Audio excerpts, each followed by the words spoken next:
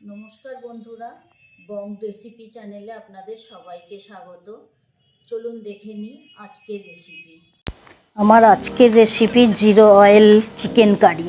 আমি আজকে সম্পূর্ণ তেল ছাড়া চিকেনটা রান্না করে দেখাবো। এখানে আমি 2 কেজি 250 গ্রাম চিকেন নিয়েছি। চিকেনটা আমি ভালোভাবে ম্যারিনেট করে নেব। এখানে আমি মিডিয়াম সাইজের 3টে পেঁয়াজ কুচিয়ে নিয়েছি। এবারে আমি 150 গ্রাম দই দেব। দইটা যদি বাড়িতে পাতা হয়, যদি খুব টক হয় তাহলে আর একটু কম দেবেন, আর যদি প্যাকেটের দই হয় তাহলে 150 গ্রাম ঠিক আছে। এখানে আমি বিট লবণ, 1 চামচ গোলমরিচ আর 1 চামচ চিনি দিলাম দইটা দেওয়ার জন্য, ব্যালেন্স করার জন্য। এবারে আমি এই মশলাগুলো সব এক এক করে আলাদা আলাদা পেস্ট করে নেব। এখানে 3টে পেঁয়াজ আছে, পেঁয়াজটাও আমি বেটে নেব। কিছু পেঁয়াজ গোটা দিয়েছি, কিছুটা আমি বাটা দিয়েছি। এবারে কাঁচা লঙ্কা বাটাটাও আমি দিয়ে দিলাম। আদাটা যতটা বেটেছি আমি ততটা দেব না, 2 চামচ দেব। এখানে আমি রসুন 3খানা বেটেছি, কিন্তু আমি ভরে ভরে চামচ ভরে ভরে 3 চামচ রসুন দিলাম। আদার থেকে রসুনটা একটু বেশি। 4 চামচ হলুদ দিলাম। হলুদটা বেশি দিচ্ছি এই কারণে, মাংসটা লাল লঙ্কা তো পড়বে না, যার জন্য আমি কালারের জন্য হলুদটা বেশি দিলাম। এবারে আমি 2 চামচ জিরে গুঁড়ো দিলাম, 4 চামচ ধনে গুঁড়ো দেব। এখানে আপনারা এটা বাটা মশলাও ইউজ করতে পারেন। ধনে জিরে বাটা দিলে স্বাদটা ভালো হবে।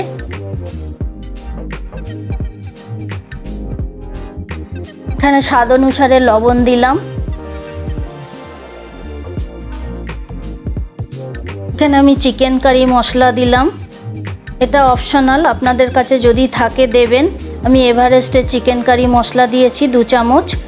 যদি না থাকে এখানে কস্তুরি মেথিও গুঁড়ো করে বা একটু ড্রাই রোস্ট করেও গুঁড়িয়ে দিতে পারেন, স্বাদটা খুব ভালো হবে।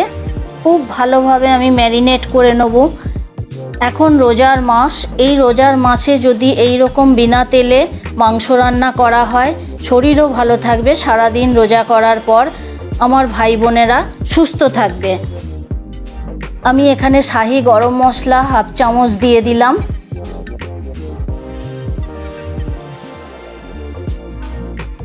সমস্ত মশলা দিয়ে আমি ভালোভাবে কষিয়ে নেব, ভালোভাবে মাখিয়ে নেব। খুব ভালোভাবে মাখিয়ে নিতে হবে। 1 চামচ আমি কাশ্মীরি লঙ্কা দিলাম। এই রান্নাটা সম্পূর্ণ কাঁচা লঙ্কায় হচ্ছে। এবারে আমি আলুগুলো ওর সঙ্গে ম্যারিনেট করে নেব।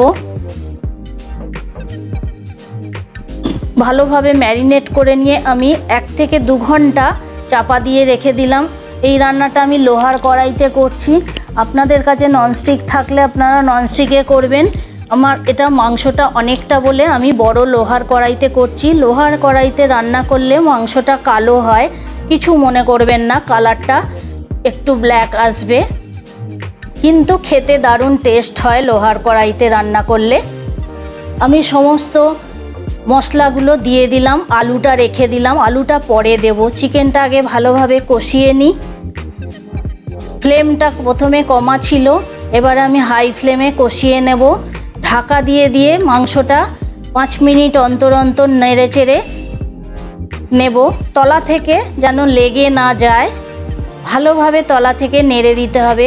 প্রচণ্ড জল রিলিজ করবে, ফ্লেমটা হাই থাকবে, আর বারে বারে ঢাকা দিয়ে দিয়ে মাংসটা কষিয়ে নিতে হবে। মুরগির মাংসে প্রচুর জল বেরোয়। খুব ভালোভাবে নাড়াচাড়া করে নিতে হবে তলা থেকে। এবারে আমি আলুটা দিয়ে দিলাম। মিনিট 20 মাংসটা রান্না করার পর আলুটা দিয়ে দিলাম আমি। আলুটা দিয়ে ভালোভাবে মিশিয়ে নিতে হবে যাতে সেদ্ধ হয়ে যায়।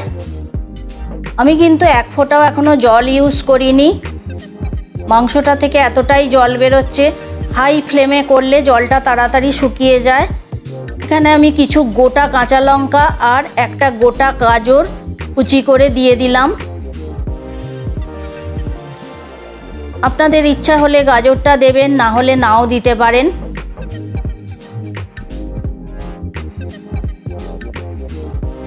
যতক্ষণ না মাংসটা শুকোচ্ছে ততক্ষণ কষিয়ে যেতে হবে।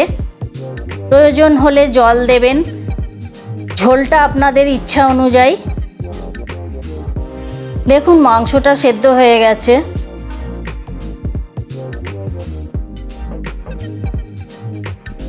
এখানে আমি কিছু ধনেপাতা দিয়ে দিলাম। যারা ধনেপাতা খান না তারা দেবেন না, আমরা পছন্দ করি। এখানে আমি হোমমেড গরম মশলা দিয়ে দিলাম, এলাচ, লবঙ্গ আর দারচিনি গুঁড়ো করা। খুব ভালোভাবে মিশিয়ে দেব। মাংসটা ওলটপালট করে নিচ্ছি ধনেপাতাটা দিয়ে। দেখুন কত তেল রিলিজ করেছে, আমি কিন্তু এক ফোঁটাও তেল দিইনি। এইভাবে একবার রান্না করে দেখবেন। এবারে আমি একটা সার্ভিং প্লেটে সার্ভ করে দেখাচ্ছি। এটা ভাত, রুটি, পরোটা বা পোলাও সবের সঙ্গেই খেতে পারবেন। আমার আজকের রেসিপিটা যদি ভালো লাগে অবশ্যই কমেন্ট করে জানাবেন। ধন্যবাদ।